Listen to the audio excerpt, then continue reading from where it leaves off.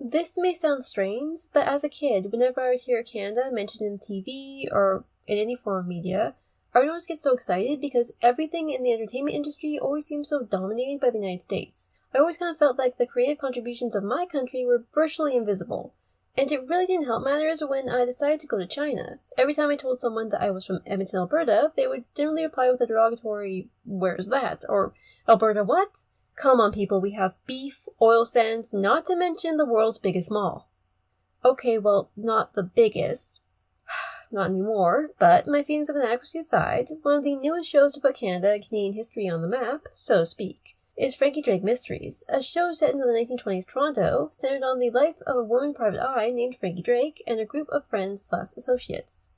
And while the show on its own is engaging and beautifully shot, I love these backgrounds. In this video, I want to delve into Frankie's past. Throughout the first season, we are given glimpses into Frankie's life before her private eye days, specifically regarding her time serving World War I. But just how much of what Frankie says is accurate? Could a woman living in Canada during World War I really do the things that Frankie claims to have done? Or would the bias of the era stop her in her tracks? Let's take a look and find out. Over the course of the first season, Frankie reveals quite a lot about her time in the service, like that she served in both Britain and France, and that she learned to ride a motorcycle while in the service. Oh, and she was also a mother effing spy, but I plan to talk about that in another video.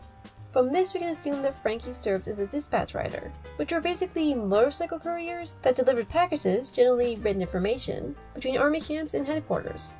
But if we're going to prove that Frankie Drake's backstory is historically accurate, we first have to figure out exactly where she could have served. From the way that things are portrayed in the series, you might think that Frankie served as a member of the Canadian Armed Forces. But that isn't possible, seeing as Canada didn't permit women to serve in the armed forces until well after World War I. During the Great War, it was actually illegal for women to serve as soldiers in Canada. While many Canadian women did participate in the war as nurses, not to mention all the women who worked on army assembly lines creating machines and ammunition, the first women to join the Canadian Armed Forces did not do so until the establishment of the Women's Division of the Royal Canadian Air Force in July of 1941. This accomplishment was then followed shortly after by the creation of the Canadian Women's Army Corps in August of the same year, and the WRENS, or the Women's Royal Canadian Naval Services, in 1942. Before this, the only way that women could join the Canadian Armed Forces was by impersonating a man. Though if history has taught us anything, it's that cross-dressing in these situations tends to create more problems than it solves. But if Frankie Drake didn't serve in the Canadian Armed Forces, does that mean that she's been lying this entire time? Well, no. It wasn't heard of for adventure-seeking Canadian women to simply jump ship and sign up for service somewhere else. So, to narrow down which country Frankie served for, all we have to do is take what we know about Frankie's time in the service and cross-reference this information with a list of allied countries that employed women in the armed forces during World War I. Well, right off the bat, countries like France, Russia, and Syria are out. Not only did many of these countries have laws against the employment of female soldiers, but I would assume that the language barrier would have presented a bit of an issue. The next country on the list is Canada's southern neighbor, the good old US of A. Now, at first glance, the United States is a reasonable option. When America first joined the war in 1917, the government soon found that its army wasn't quite up to the task. At the time, the American army numbered only 127,588 men, with an additional 80,446 in the National Guard. This shortage in manpower eventually led to the introduction of military conscription, but despite the increase in manpower, the army found that it was still lacking service in certain areas. One of them, surprisingly enough, was the telephone switchboard. While the army initially assigned soldiers to run the army switchboards, they felt that these men could be better utilized at the front, and decided that it would be more prudent to hire women to operate the switchboards instead. And for those of you who don't know what a switchboard is, or was, well, back in the olden days, people who wanted to make a call would pick up a phone and call an operator, who would then ask them the number of the person that they wanted to call and then connect them to the person manually. These people were called telephone operators, and the vast majority of them were women, as it was believed that they were more naturally suited to the role. The women that were hired to fill these positions, nicknamed the Hello Girls by the press, served as part of the Army Signal Corps and were required to speak both French and English, as most of them served overseas in France. And because the candidates for this position had to be bilingual, the Army included the French-speaking areas of Canada within their search parameters. This began to sound like anyone we know? However, just as before, a few things still on track. While the Yellow Girls served as part of the Army Signal Corps, just like Frankie Drake, they only served as telephone operators, not dispatch riders. Also, the bulk of the 233 women employed in the Signal Corps were bilingual, while the rest were chosen for their experience working as telephone operators, both fields that Frankie, as far as we know, has no experience in.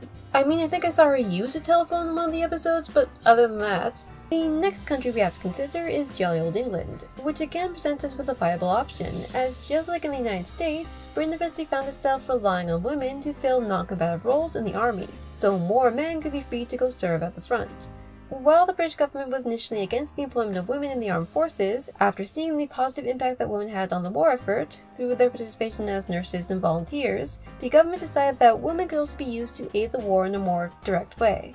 This led to the creation of two separate divisions within the British Armed Forces in 1917, the Women's Army Auxiliary Corps and the Women's Royal Naval Services, with the British Air Force creating its own contingent the following year in 1918.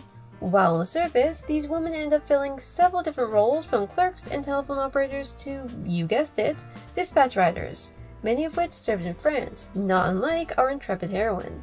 And just like with Hello Girls, Canadian women were welcome to sign up for a tour of duty. For example, Grace McPherson traveled to England from Canada in 1916 and was eventually given a position driving the ambulance near the front lines in France. We also know from episode 1, Mother of Pearl, that Frankie was in Egypt when war broke out, meaning that England was not only the most viable option, given the whole language barrier situation, but also one of the closest. So, case closed, right? Instead of enlisting in Canada or America, Frankie went to England from Egypt and signed up with one of these organizations where she served as a dispatch rider. I mean, that would make sense. But no, once again, we hit a snag. In Season 1, Episode 3, Summer in the City, Frankie meets the son of an officer who she used to work with, who clearly states that Frankie served as a member of the Signal Corps. This claim seems to be confirmed by Frankie's uniform, which we see for the first time in the Season 1 episode Ghosts. You see, in addition to having their own units, women employed by the British Armed Forces also had their own distinct uniforms, which were based on but still visually distinct from the uniforms worn by male soldiers. One element that all the women's uniforms shared was that while male uniforms had pockets located on the chest area, the women's uniforms only had pockets located on the sides. This was reportedly done to avoid artificially enhancing the woman's chest area. When looking at Frankie's uniform, however, we can clearly see that she has pockets on the chest area, which more than likely means that this is a men's uniform that's been resized to fit Frankie. Because I mean, this thing fits her like a glove. And it occurs to me that I haven't explained what the Signal Corps is until now, but for those of you who don't know, the Signal Corps, or the Royal Engineers Signal Service, since we're talking about the British version, was established in 1912 and made responsible for all forms of communication or signaling in relation to the armed forces, which at the time were mainly visual and telegraph based. And to my knowledge, this division of the British Armed Forces did not admit women in World War I. We therefore must assume from the evidence given to us that Frankie Drake did indeed serve as a dispatch rider in the British Signal Corps within the context of the show. Though does this mean that the writers of the show were a little bit lax in the historical accuracy department? Well, though we haven't been able to find any evidence of the British Army enlisting women as dispatch riders within the Signal Corps during World War I, and I doubt I'm going to find any, to be honest, stranger things have happened. Though it was illegal for women in many countries to enlist as soldiers during the First World War, this didn't stop them from trying and in many cases succeeding. Flora Sands, an Englishwoman who traveled to Syria to act as a nurse, was so respected by the Syrian soldiers that she worked with that she was eventually inducted into the Syrian army and given the rank of private. Maria Bakareva, an incredibly patriotic Russian woman, petitioned the Tsar to allow her to join the army and eventually went on to help create the Women's Death Battalion, a group of trained women soldiers created for the express purpose of shaming Russian men into fighting during the war, as morale among soldiers was seriously down in 1917. So basically, the Russian government attempted to inspire men to fight for their country the same way a 5th grade boy gets another 5th grade boy to do something he doesn't like. What do you mean you don't want to take over Germany? Lisa's doing it! But in all seriousness, though the idea of a Canadian woman serving as a full-fledged member of the British Army during World War I may have seemed impossible at the time, if a woman was determined and resourceful enough, who knows what she could have accomplished. Though there are many ways that the writers of Frankie Drake could have made Frankie's war record more believable, I think that the writers really want Frankie to stand out as a woman who, just like Flora Sands and Maria Bakareva, isn't content to stay within the lines that society has drawn for her. Maybe Frankie did originally go to France with the Wax or another women's army contingent, only to get separated from a unit and fall in with a male army division that came to respect her so much that they gave her a rank and uniform. I mean, stranger things have happened. But it's impossible to say until we learn more in Season 2. Well, that was my explanation of Frankie Drake's war record. If you'd like another Frankie Drake video, or just like my videos in general and have an idea regarding what I should do next, please put it in the comment section down below.